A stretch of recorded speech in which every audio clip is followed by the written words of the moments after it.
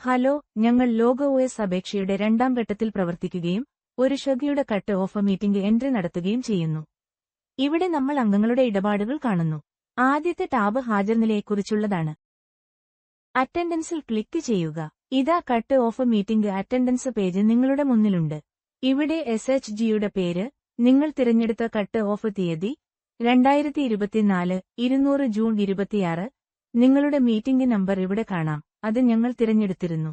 ഇവിടെ നിങ്ങൾക്ക് എല്ലാ അംഗങ്ങളുടെയും പേരുകൾ കാണാൻ കഴിയും, പക്ഷേ നിങ്ങൾ ഇവിടെ ഹാജർ പൂരിപ്പിക്കണം. ഈ അംഗങ്ങൾ എത്ര തവണ 200 മീറ്റിംഗുകളിൽ എത്തിയിട്ടുണ്ട്? എല്ലാ അംഗങ്ങളുടെയും ഹാജർ നിർബന്ധമായും പൂരിപ്പിക്കണം. ഒരു അംഗത്തിന് 200 തവണ വരെ വരാം, അല്ലെങ്കിൽ ഒന്നിൽ കുറവ് തവണ പ്രവേശിക്കാൻ കഴിയില്ല, അല്ലെങ്കിൽ ഇതിൽ കൂടുതൽ തവണ പ്രവേശിക്കാൻ കഴിയില്ല. എല്ലാ അംഗങ്ങളുടെയും ഹാജർ ഞാൻ പൂരിപ്പിച്ചു. ഹാജർ കുറവോ കൂടുതലോ ആകാം.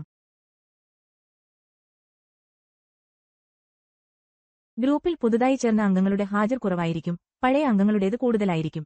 എല്ലാവരുടെയും ഹാജർ പൂരിപ്പിക്കുമ്പോൾ നിങ്ങൾ സേവ് ബട്ടണിൽ ക്ലിക്ക് ചെയ്യണം. ഞാൻ സേവ് ബട്ടണിൽ ക്ലിക്ക് ചെയ്യാം. ശരി, നമുക്കത് ചെയ്യാം. നിങ്ങളുടെ മൊബൈലിലെ ബാക്ക് ബട്ടൺ ഉപയോഗിച്ചും നിങ്ങൾക്ക് തിരികെ പോകാം.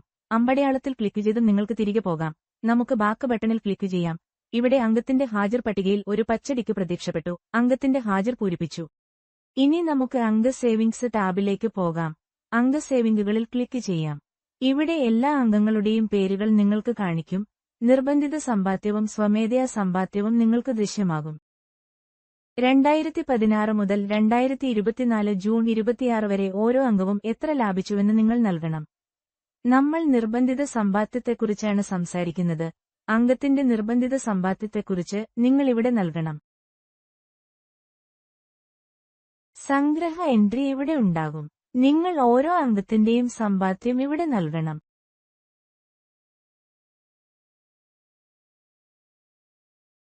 എല്ലാ അംഗങ്ങളുടെയും സമ്പാദ്യം ഞാൻ രേഖപ്പെടുത്തിയിട്ടുണ്ട്.